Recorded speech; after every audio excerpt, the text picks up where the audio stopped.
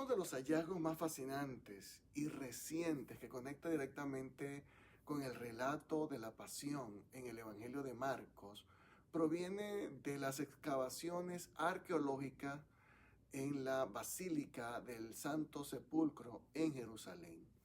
Investigadores de la Universidad de la Sapiencia de Roma descubrieron bajo el suelo del templo evidencias arqueobotánicas de un antiguo huerto y una zona de cultivo con restos de viñedo e higueras del siglo I. Este hallazgo material respalda con una precisión asombrosa la ambientación geográfica descrita de forma única por Marcos capítulo 15, versículo 46-47, quien detalla que el cuerpo de Jesús fue sepultado en una tumba excavada en la roca dentro de una propiedad que contaba con este tipo de terrenos agrícolas, transformando lo que la crítica histórica consideraba a veces como un detalle meramente teológico en un hecho sólido y verídico trasfondo topográfico. Bienvenidos y bienvenidas a esta tercera clase de introducción al Evangelio de Marcos. El tema de hoy, ¿quién es Jesús? Poder y comparación. Hoy vamos a estudiar Marcos capítulo 3 al 5 y vamos a detenernos especialmente en dos textos. Marcos capítulo 4 del versículo 35 al 41, donde Jesús calma la tormenta.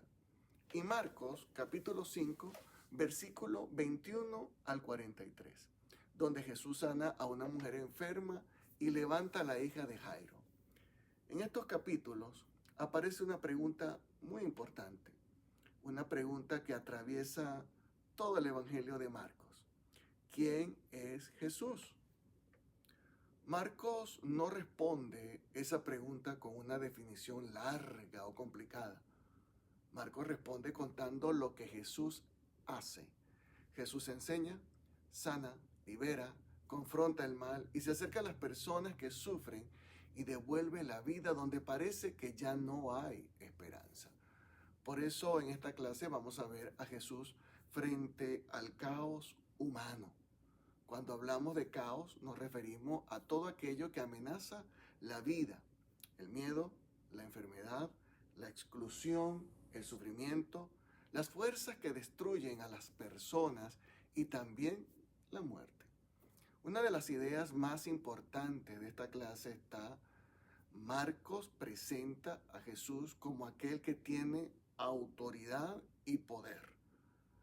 Pero ese poder no es frío ni distante. Es un poder lleno de cercanía, ternura y compasión. Antes de entrar directamente en los textos, es importante entender algo sobre cómo está escrito el Evangelio de Marcos. A veces pensamos que los evangelios son simplemente una lista de cosas que Jesús hizo, una después de la otra.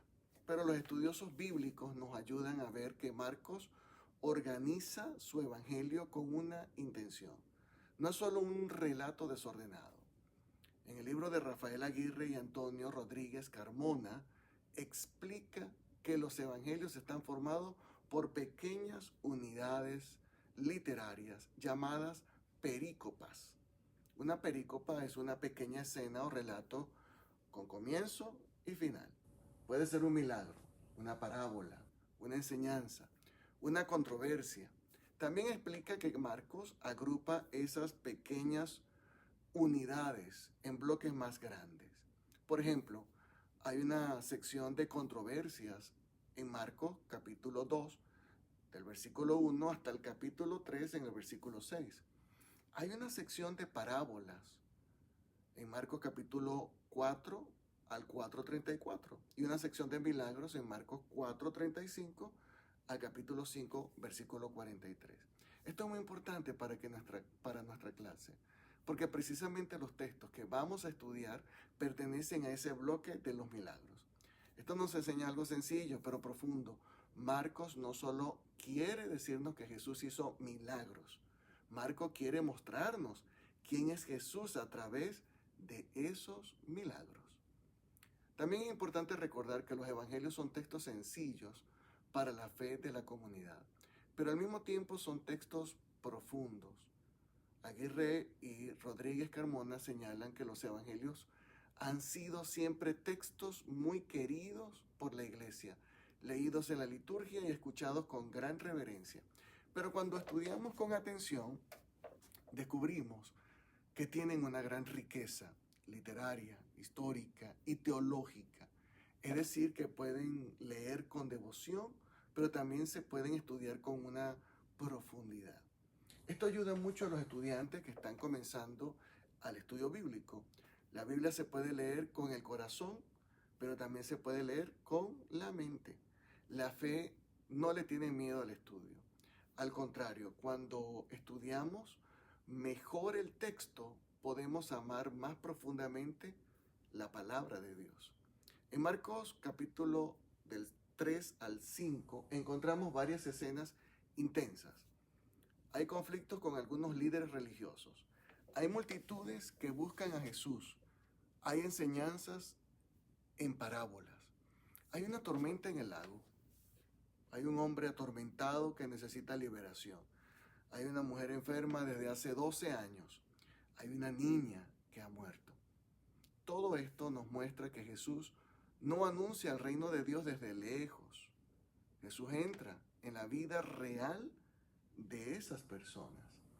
Entra en sus heridas, en sus miedos, en sus casas, en sus enfermedades y en sus lágrimas. Ahora miremos Marcos capítulo 4, del versículo 35 al 41. Jesús está en una barca con sus discípulos.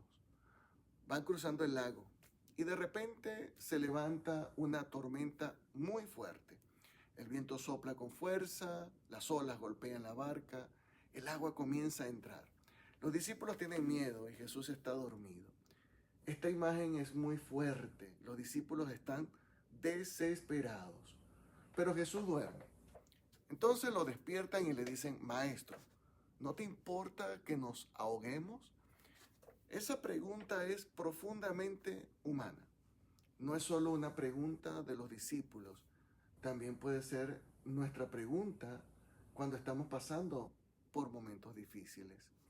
A veces cuando sufrimos, no solo preguntamos ¿qué va a pasar? También preguntamos: Dios, ¿te importa lo que estoy viviendo? Señor, ¿me estás escuchando? ¿Dónde estás en medio de esta tormenta? Jesús se levanta, reprende el viento y le dice al mar: silencio, cálmate. Ya la tormenta se calma. Entonces los discípulos se llenan de asombro y se preguntan: ¿quién es este? Que hasta el viento y el mar le obedecen. Esa es una de las grandes preguntas del Evangelio de Marcos. ¿Quién es este? Marcos quiere que los discípulos se hagan esa pregunta. Y también quiere que nosotros, como lectores, nos hagamos esa pregunta. ¿Quién es Jesús? ¿Es solo un maestro? ¿Es solo un profeta? ¿Es solo alguien que ayuda a las personas? Marcos nos va mostrando un poco a poco que Jesús actúa más que eso. En Jesús actúa el poder de Dios. En Jesús se acerca el reino de Dios. En Jesús Dios se acerca al caos humano para traer vida, para traer paz y restauración. Pero aquí aparece una cuestión importante para el estudio bíblico. Cuando leemos un milagro en los evangelios, no debemos quedarnos solamente preguntando ¿cómo pasó esto? También debemos preguntarnos ¿qué nos está revelando este relato sobre Jesús? ¿Qué nos está diciendo Marcos sobre el reino de Dios? ¿Qué está descubriendo la comunidad cristiana acerca de Jesús al contar esta historia? Esta es una de las cuestiones abiertas e importantes de los evangelios. Los estudiosos preguntan ¿qué tipo de textos son los evangelios? ¿Son meras biografías? ¿Son proclamaciones de fe? ¿Son memorias de la comunidad? ¿Son historia? La respuesta es que los evangelios tienen algo de todo eso, pero sobre todo son testimonios de fe sobre Jesús. No son escritos neutrales, son buena noticia, son evangelios. Buscan anunciar que en Jesús Dios se ha acercado a la humanidad. Por eso, cuando Marcos cuenta que Jesús calma la tormenta, no solo está narrando un evento impresionante, está proclamando que Jesús tiene autoridad sobre aquello que amenaza la vida. La tormenta representa el miedo, el peligro, el caos y la fragilidad humana. Y Jesús no abandona a sus discípulos en medio de la tormenta. Luego pasamos a Marcos capítulo 5, ¿no? El versículo 21 al 43. Aquí nos encontramos con historias entrelazadas. Primero aparece Jairo, un líder de la sinagoga, tiene una hija muy enferma, cae a sus pies y a los pies de Jesús y le ruega que vaya a su casa para sanar su hija. Jairo es una persona conocida, tiene nombre, tiene una posición religiosa, tiene cierta autoridad en la comunidad, pero en ese momento no aparece como un líder poderoso, aparece como un padre desesperado y su hija se está muriendo y él busca a Jesús.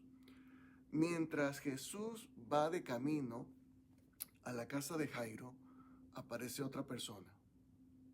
Es una mujer que lleva 12 años enferma. Marcos nos dice que había sufrido mucho, que había gastado lo que tenía y no había mejorado. Al contrario, estaba peor. Esta mujer no tiene nombre en el relato, no tiene posición social. Además, por su enfermedad, probablemente vivía marginada, separada de muchas relaciones normales de la vida religiosa y social de su comunidad.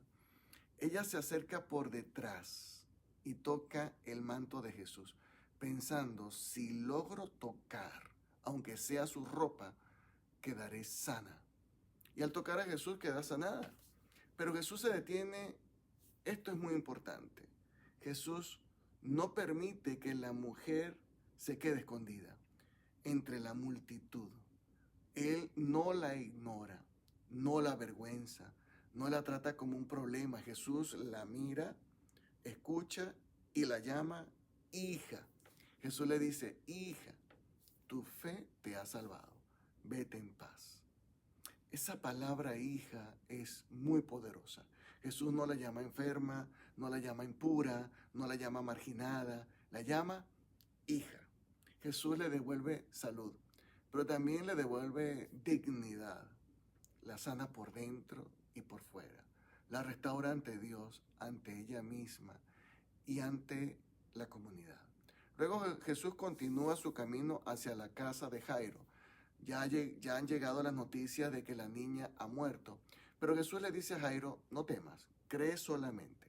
Cuando llega a la casa, toma a la niña de la mano y le dice, Talita cum, que significa, niña, a ti te digo, levántate. Y la niña se levanta. En estas dos historias vemos algo hermoso. Jesús atiende a Jairo, que es un líder conocido, y también atiende a la mujer anónima, que estaba marginada. Jesús se acerca al dolor visible y al dolor escondido.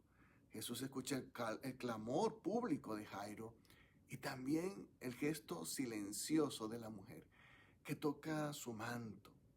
Para Marcos, esto revela quién es Jesús. Jesús tiene autoridad sobre la enfermedad. Jesús tiene autoridad sobre la muerte. Pero su autoridad no aplasta, su autoridad en realidad restaura, su poder no humilla, su poder levanta. Aquí también podemos enseñar a los estudiantes otra idea importante sobre lo que hay detrás de este texto. Estos relatos no llegaron a nosotros de manera casual. Antes de ser escritos, muchas de las historias de Jesús fueron recordadas, contadas, transmitidas por las primeras comunidades cristianas. Aguirre y Rodríguez Carmona explican que los evangelios recogen tradiciones anteriores sobre lo que Jesús dijo e hizo que que esas tradiciones fueran transmitidas en las comunidades antes de quedar por escrito. Esto no debe asustarnos, al contrario, nos ayuda a entender mejor la Biblia. Los evangelios nacen de la memoria de la iglesia. Son memoria, son anuncios, son testimonios. Las comunidades recordaban a Jesús porque su vida, sus palabras, su muerte y su resurrección había transformado sus vidas.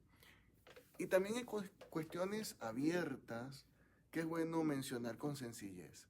Por ejemplo, ¿cómo se formaron exactamente esas tradiciones? ¿Qué materiales recibió Marcos? ¿Qué organizó Marcos personalmente? ¿Qué historias ya circulaban en las comunidades antes de que él escribiera?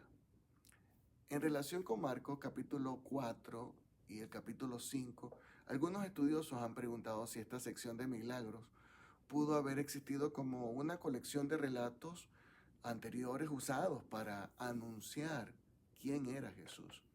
Otros piensan que Marcos mismo organizó estos relatos en ese orden para comunicar su mensaje teológico. El mismo libro de Aguirre y Rodríguez Carmona menciona estas discusiones al hablar la dimensión histórica y literaria de Marcos.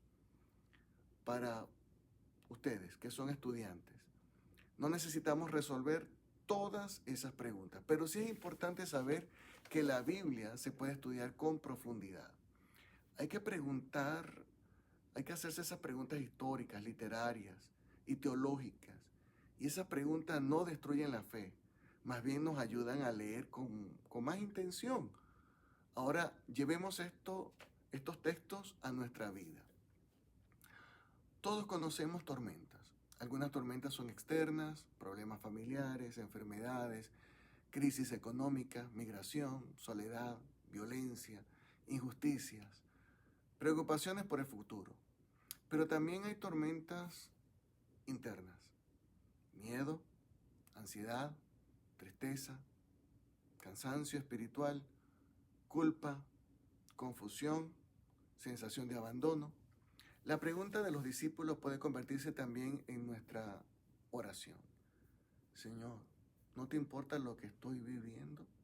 Y Marcos responde mostrando a Jesús dentro de la barca. Tal vez Jesús no responde como nosotros esperamos.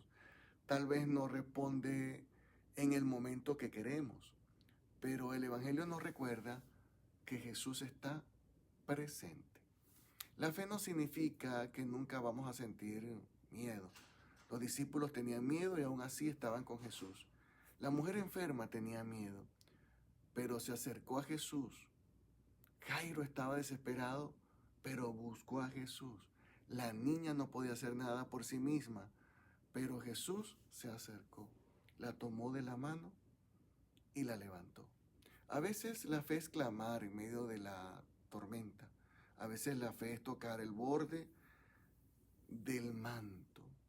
A veces la fe es pedir ayuda. A veces la fe es esperar cuando todo parece perdido. Y a veces la fe es dejar que Jesús nos tome de la mano y nos diga, levántate. Por eso la idea principal de esta clase es esta.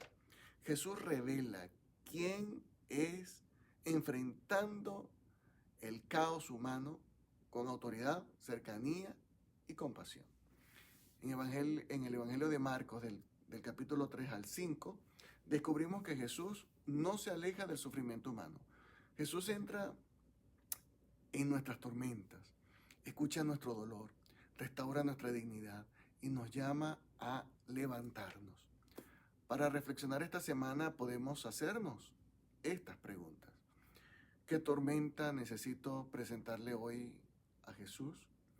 ¿En qué área de mi vida necesito escuchar la voz de Jesús diciendo, levántate? ¿Y cómo puedo aprender a mirar a las personas que sufren con la misma compasión con que Jesús mira a Jairo y a la mujer enferma y a la niña? En la próxima clase veremos a los discípulos en proceso. Ellos siguen a Jesús, pero todavía no entienden todo. Y eso también nos ayuda, porque muchas veces nosotros seguimos a Jesús, mientras seguimos aprendiendo y creciendo y descubrimos quién es Él. Quiero terminar este video eh, comentando de que en la zona de las actividades voy a tratar de colocar una hojita para aquellos que quieran quizás imprimirla o guiarse para poder desarrollar la actividad o la tarea correspondiente. No se preocupe, no se preocupe por la perfección. Aquellos que pueden escribirlo a través de su computadora y enviar el documento digital, lo aprecio mucho, pero si usted no puede, quizás se le hace más complicado el documento digital o le cuesta tipear en una computadora, pues usted va a ver al final de este documento o de las próximas guías que les voy a estar entregando, una o dos hojitas donde usted puede imprimirlas, pedirle a alguien que lo imprima y entonces usted puede escribir. Ahí mismo en la hojita le va a guiar para que usted pueda escribir y de esa manera desarrollar las ideas. También puede mirar el video y tratar de sacar un resumen o puede la guía revisarla varias veces hasta que sienta que con comodidad puede escribir. Para mí lo importante es que usted escriba sus propias ideas. Gracias por escucharme. Muchas bendiciones.